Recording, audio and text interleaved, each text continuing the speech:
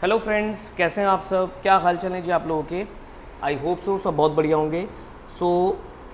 CA inter advance accounts का ABC analysis आज हम करने वाले हैं May 23 अटैम्प्ट के लिए। अब जो आपके एग्ज़ाम है तो एडवांस अकाउंट्स में कौन कौन से टॉपिक्स आने के चांसेस हैं वो हम यहाँ पर डिस्कस करेंगे। देखो, एबीसी एनालिसिस का मतलब ये नहीं है कि जो मैंने आपको बताया है सिर्फ वही आएगा।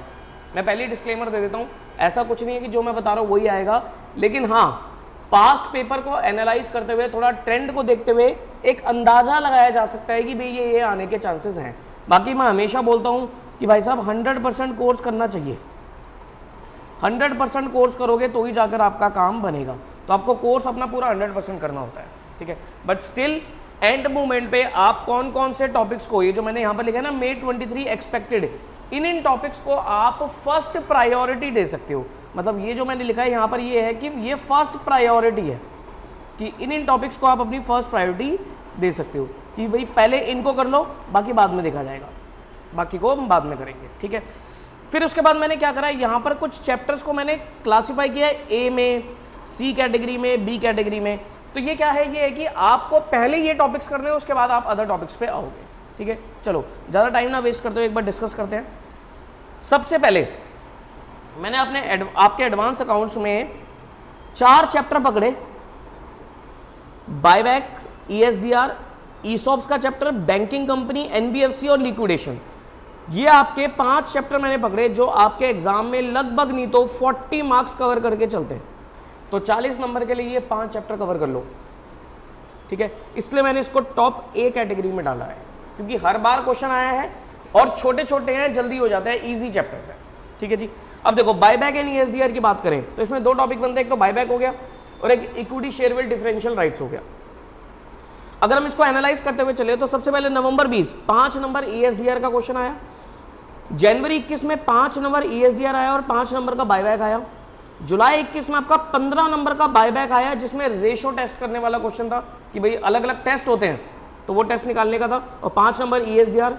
दिसंबर 21 में 5 ईएसडीआर एक आया, फिर 10 नंबर का बायबैक में वो टेस्ट करने वाला आया, और 5 नंबर का फिर दोबारा ईएसडीआर आया, तो मोटा मोटा 20 नंबर का पेपर हो गया।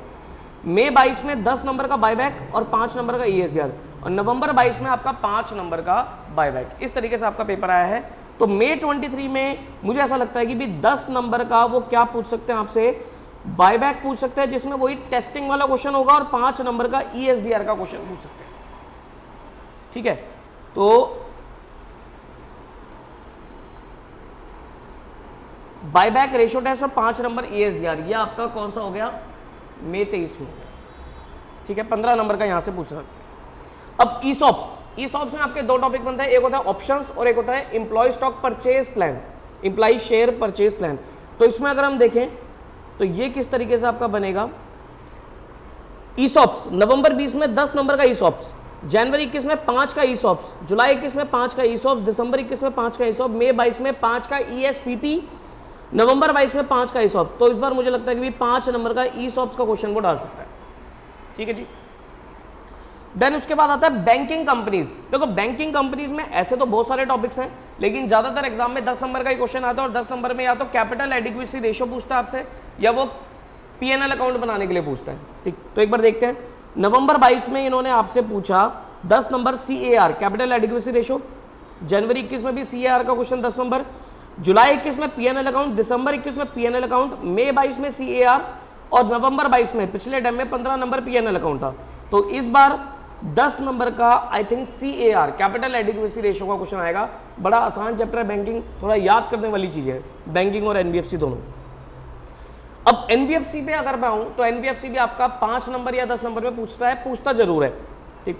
तो एनबीएफसी में अगर नवंबर 22 से है तो 5 नंबर अकाउंट क्लासिफिकेशन, जिसमें आपका वो कई सारे अकाउंट्स बोलता है, तो वो अकाउंट को आपको क्लासिफाई करना है बिटवीन स्टैंडर्ड अकाउंट, सब स्टैंडर्ड असेट और आपका लॉस असेट वगैरह।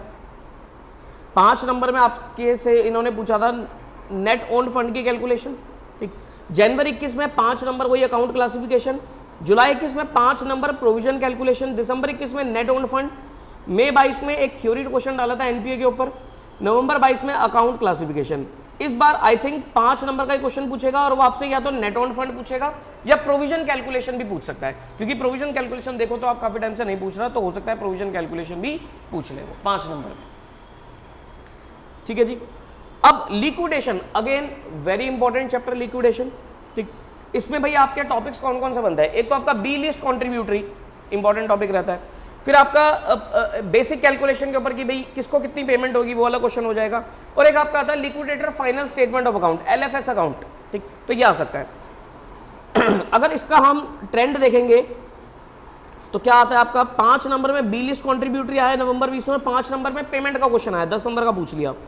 जनवरी 21 में 10 नंबर में बी लिस्ट कॉन्ट्रीब्यूटरी, जुलाई 21 में बेसिक कैलकुलेशन, दिसंबर 21 में पेमेंट का क्वेश्चन आया, मई 22 में एलएफएस अकाउंट पूछा और नवंबर 22 में नॉर्मल पेमेंट वाला क्वेश्चन पूछा।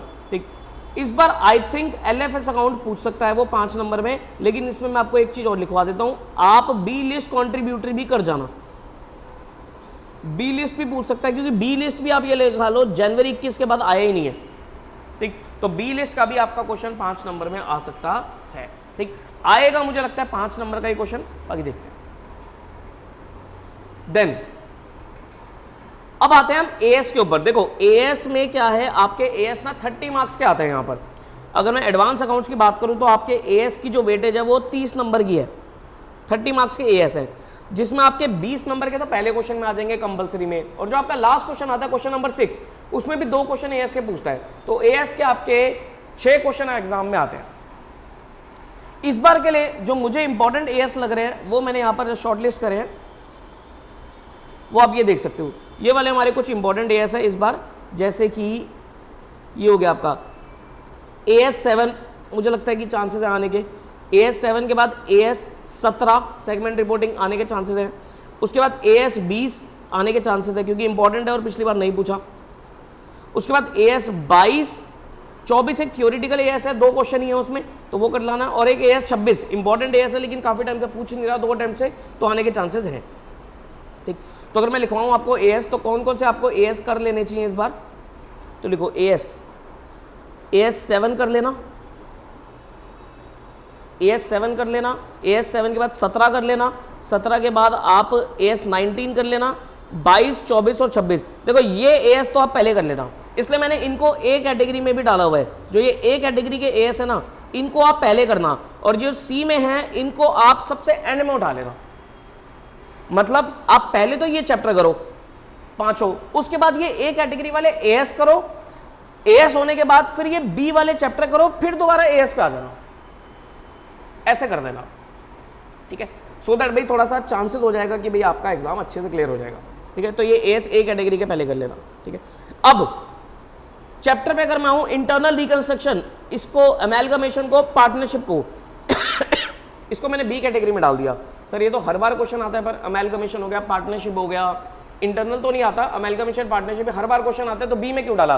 बी में डालने का मतलब ये है कि आप इसे बाद में करो। पहले तो वही आपके 5 चैप्टर हो गए, फिर ए कैटेगरी के एएस हो गए, उसके बाद ये 3 चैप्टर हो गए, इंटरनल, अमेलगमेशन, क्योंकि ये तो एक जैसे से ही है तो साथ में कर लेना, फिर पार्टनरशिप, फिर उसके बाद जो बचेगा बाकी के एएस, देन कंसोलिडेशन। ठीक है, तो बी कैटेगरी में अगर मैं डालूं तो मुझे लगता है कि इस बार एग्जाम में वो आपसे हो सकता है इंटरनल रिकंस्ट्रक्शन से भी एक क्वेश्चन डाल दे, क्योंकि इंटरनल की अगर मैं एनालाइज करूं तो एक ही बार क्वेश्चन आया। ये कौन से अटेम्प्ट में आया? जुलाई 21 में आया 5 नंबर का, उसके बाद लास्ट अटेम्प्ट में 20 नंबर का क्वेश्चन आया, तो बड़ा तो क्वेश्चन आने के चांसेस नहीं है, तो 5 नंबर का हो सकता है वो पूछ ले आपसे क्वेश्चन। ठीक है, उसके बाद अमेलगमेशन की अगर बात करूं तो देखो अमेलगमेशन तो हमेशा एग्जाम में आया है, सिर्फ पिछले अटेम्प्ट को छोड़कर हर बार एग्जाम में आया है। देखो हमेशा देखो ये भी पॉइंट है कि बुक्स ऑफ न्यू कंपनी आई है, आप कोई भी पेपर उठा लो बुक्स ऑफ न्यू कंपनी ही आई है, तो ओल्ड कंपनी की बुक्स इतनी रेलेवेंट नहीं है, न्यू कंपनी की ज्यादा रेलेवेंट है। और बड़ा ही क्वेश्चन आया 15, 20, 10, 15, 20, पिछले टर्म में नहीं आया क्योंकि पिछले टर्म में इन्होंने इंटरनल रिकंस्ट्रक्शन डाल दिया था। ठीक, तो इस बार पूरे चांस है अमेलगमेशन का क्वेश्चन आएगा, 15 नंबर में ही आएगा, और आएगा न्यू कंपनी की बुक्स, तो कर जाना इसे अच्छे। देन उसके बाद अब पार्टनरशिप थोड़ा बड़ा है, उसमें कई सारे टॉपिक्स बनते हैं। बेसिक डिसोल्यूशन हो गया, गार्नर मरे का रूल हो गया, देन आपका पीस मिल डिस्ट्रीब्यूशन हो गया, then you have amalgamation of firm, then sale of firm to company, conversion of firm to company, ये सब क्वेश्चन आपके आते हैं। एलएलपी थ्योरी हो गई, ठीक। तो इसको अगर एनालाइज किया जाए तो ये भी क्वेश्चन आएगा, तो आएगा ही, 15 नंबर का क्वेश्चन तो आना ही है, ठीक। लेकिन कैसे आएगा, देखो अगर मैं सबसे पहले उठाऊं नवंबर 20 का पेपर, तो 15 number sale of firm to company और 15 नंबर की एलएलपी थ्योरी पूछ ली इन्होंने। उसके बाद जनवरी 21 की बात करी जाए तो जनवरी 21 में 15 नंबर का इन्होंने पूछा पीसफुल डिस्ट्रीब्यूशन। जुलाई 21 में 15 नंबर अमेलगमेशन ऑफ फर्म्स। दिसंबर 21 में sale of firm to company plus exceptions to Gardner Murray theory आ गए। मई 22 में आपका 15 नंबर गार्डनर मरे और 5 नंबर का एलएलपी थ्योरी, और नवंबर 22 में लास्ट में death plus dissolution plus 5 number की एलएलपी थ्योरी। इस बार आई थिंक इस बार हो सकता है कि 5 नंबर में और 15 नंबर में वो आपसे डाले अमेलगमेशन ऑफ फर्म्स और 5 नंबर की एलएलपी थ्योरी। तो ये वाला करके जाना चाहिए मेरे हिसाब से कि 15 नंबर अमेलगमेशन ऑफ फर्म्स और 5 नंबर की एलएलपी थ्योरी, ये देख जाना आप लोग, ठीक है। और last but not the least consolidation. ये अगेन चैप्टर तो हर बार एग्जाम में आता है, लेकिन ये थोड़ा सा कंफ्यूजिंग एरिया है, इसलिए मैंने सी में डाला है, सबसे एंड में करने लगा, सबसे एंड में करना, सबसे एंड में आप लोगों को करना चाहिए। इसमें क्या क्या क्वेश्चन आते हैं देखो, या तो कंसोलिडेटेड बैलेंस शीट आएगी या कंसोलिडेटेड पीएनएल अकाउंट आएगा, ठीक। तो अगर आप ट्रेंड देखो तो नवंबर 20 कंसोलिडेटेड बैलेंस शीट, जनवरी 21 20 नंबर कंसोलिडेटेड बैलेंस शीट, जुलाई 21 15 नंबर कंसोलिडेटेड पीएनएल और 5 नंबर का बेसिक कैलकुलेशन। उसके बाद पिछले 4 अटेम्प्ट, दिसंबर 21 में कंसोलिडेटेड पीएनएल अकाउंट और पिछले दोनों अटेम्प्ट से वो क्या पूछ रहा है आपसे 15-15 नंबर में कंसोलिडेटेड बैलेंस शीट। तो मुझे लगता है कि भाई इस बार आपका 15 नंबर में कंसोलिडेटेड पीएनएल अकाउंट का क्वेश्चन पूछ सकता है, ठीक है। तो ये कर जाना, लेकिन सबसे एंड में, ठीक। तो ये आपका एक एबीसी एनालिसिस है जो आप देख सकते हो। इस फाइल को मैं काम करूंगा अपने टेलीग्राम पे डाल दूंगा, टेलीग्राम पे डाल दूंगा, तो टेलीग्राम चैनल आप ज्वाइन कर लेना, वीडियो की डिस्क्रिप्शन में उसका लिंक है तो वो देख लेना। नहीं तो ये रहा आपका t.me VJC ग्लोबल CA, या फिर आप टेलीग्राम में सर्च करोगे VJC ग्लोबल CA के नाम से तो आपको ये चैनल मिलेगा, यहाँ पर आपको ये PDF मिल जाएगी, ठीक है। ओके, अब आते हैं कुछ जनरल बातें। देखो जी, अब आपको देखो करना क्या चाहिए। सबसे पहले फर्स्ट प्रायोरिटी पे आप क्या करो, वो आपके जो 5 चैप्टर्स हैं उनको खत्म करो। 5 चैप्टर में कौन कौन से हो गए आपके, buyback, ESDR, banking, NBFC, then liquidation. सबसे पहले इनको खत्म कर लो, 40 मार्क्स दिलवाएंगे आपको, ठीक है। इनको कर लिया आपने कंप्लीट। उसके बाद आप सेकंड में क्या करो, ए कैटेगरी वाले AS कर लो 30 मार्क्स के लिए। देखो जो मैंने ए कैटेगरी के AS बोले हैं 30 नंबर मैं बोल रहा हूं, 20 तो मिल ही जाएंगे आपको, 20 नंबर तो मिल ही जाएंगे, तो ए कैटेगरी के AS कर लेना, ठीक है। थर्ड प्रायोरिटी पे आप फिर बी चैप्टर को उठाओ।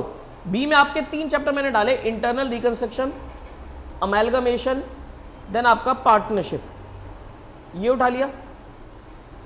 आते ही है क्वेश्चन, अमेलगमेशन पार्टनरशिप तो आएगा ही आएगा, इंटरनल हो सकता है आ जाए, ठीक। फोर्थ प्रायोरिटी पे क्या करना है आपको, सी कैटेगरी के AS उठाने हैं, और फिर आप क्या करोगे, कंसोलिडेशन उठा लेना सबसे एंड में। कंसोलिडेशन में एंड में इसलिए डाल रहा हूं बिकॉज ऑफ ऑप्शन, कि भाई चॉइस भी आती है एग्जाम में, चॉइस आती है एग्जाम में, तो अगर आपको छोड़ना पड़ गया तो आप ये ऑप्शन वाला छोड़ सकते हो, ठीक है। और आपका AS हो गए, सी कैटेगरी के AS जो थोड़े से कम इंपॉर्टेंट लग रहे हैं मुझे, तो ये आपको करने चाहिए, ठीक है। पेपर मैंने आपको बता ही रखा है पेपर कैसे आता है। पेपर में क्वेश्चन नंबर 1 आपका कंपल्सरी होगा,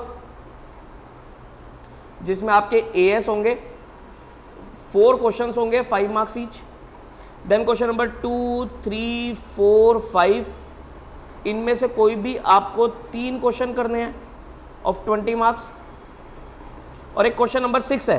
क्वेश्चन नंबर 6 वैसे तो आपको 2 से लेकर 6 तक में से 2 से लेकर 6 तक में से कोई भी 4 करने होते हैं, लेकिन मैं बोलता हूं क्वेश्चन नंबर 6 आपको जरूर करो, जरूर करो। इंटरनल चॉइस भी होती है और इसमें छोटे छोटे क्वेश्चंस होते हैं। 2 क्वेश्चन तो आपके AS के ही मिलेंगे और बाकी आपके अदर चैप्टर में से होंगे, जिसमें आपका ESOPs हो गया और ESDR हो गया और आपका बायबैक हो गया। छोटे छोटे 5-5 नंबर के क्वेश्चंस आपको यहाँ पर मिलेंगे। इंटरनल चॉइस भी होती है, बात समझ में आ रही है। तो इस तरीके से आपको काम कर लेना चाहिए, ठीक है। यहीं पर ही आपको चॉइस रखनी है। अगर आपको कंसोलिडेशन नहीं आता तो कंसोलिडेशन छोड़ दो, पार्टनरशिप नहीं आता तो पार्टनरशिप छोड़ दो। लेकिन पार्टनरशिप आसान है, कंसोलिडेशन से कंपेयर करोगे तो पार्टनरशिप आसान है, अमेलगमेशन बहुत आसान है, जरूर करो। समझ रहे हो मेरी बात? तो इस तरीके से आपको पेपर अटेम्प्ट करना चाहिए। ठीक है, अब आते हैं हम, अब मैं आप लोगों के लिए क्या करने वाला हूं, एक ना प्रैक्टिस सेशन अनाउंस कर रहा हूं मैं आप लोगों के लिए, प्रैक्टिस सेशन अकाउंट्स का भी और एडवांस अकाउंट्स का भी। जिन लोगों के बोथ ग्रुप्स हैं वो क्या करेंगे सर, मैं आपको अगला पूरा हफ्ता दे रहा हूं तैयारी करने के लिए।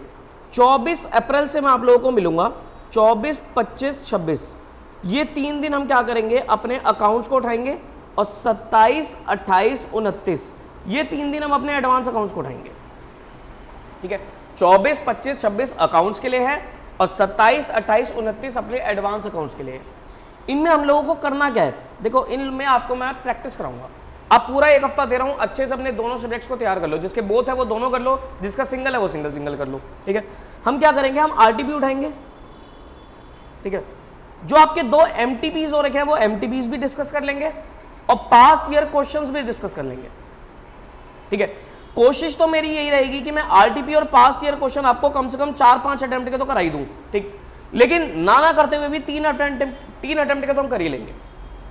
ठीक, बाकी टाइम भी देखना पड़ेगा क्योंकि टाइम की लिमिटेशन भी होती है, तो 4-5 कोशिश रहेगी, नहीं तो 3 अटेम्प्ट तो कर ही लेंगे। या फिर एक काम करेंगे, जो ए कैटेगरी के चैप्टर्स है ना उनमें ज्यादा कर लेंगे, जो बी सी के है उसमें थोड़ा कम कर लेंगे। ठीक, लेकिन कोशिश रहेगी कि मैक्सिमम आपको क्वेश्चन की प्रैक्टिस मैं यहां पर कराऊंगा। ऑब्वियसली मैं एक एक क्वेश्चन को हाथ से सॉल्व नहीं करने वाला, क्वेश्चन होगा, सॉल्यूशन होगा, साथ साथ डिस्कस करते हुए चलेंगे। कुछ अगर पॉइंट होगा समझाने वाला वो पॉइंट समझा दूंगा। ठीक है जी, तो इस तरीके से आप रेडी रहना। और कुछ आपके माइंड में कोई पॉइंट हो तो आप मुझे कमेंट बॉक्स में कमेंट कर सकते हो।